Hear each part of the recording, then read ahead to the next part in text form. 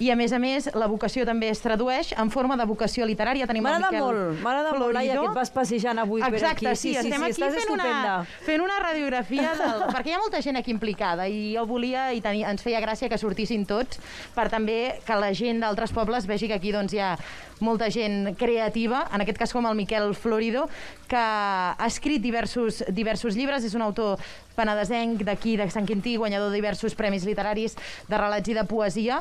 D'entrada, Miquel, aquí tenim un exemple dels teus llibres. Com definiries la teva escriptura i sobretot què t'inspira a l'hora d'escriure? La meva escriptura és força espontània. Intento que tingui una estructura, el que escriuré, però normalment d'un punt a l'altre tot sorgeix. És com si la història em vingués donada i jo l'he de transcriure. I a través dels dits vaig plasmant històries que, en principi, d'alguna manera ja existien. I aquí tenim aquests 3 exemples que la gent pot adquirir, pot llegir i pot conèixer, diguem-ne, més a fons el Miquel. Per tant, ja ho veus, aquí no falta gent implicada, amb amor per les coses. No sé si les deus t'ha inspirat en algun moment. La veritat és que els paratges naturals d'aquí a Sant Quintí m'han inspirat molt. I moltes vegades jo, abans d'anar-me'n a viure a Vilafranca, pujava molt al turó que hi ha aquí, que hi ha una cabana de pedra, de pastor, i allà m'enduia una llibreta.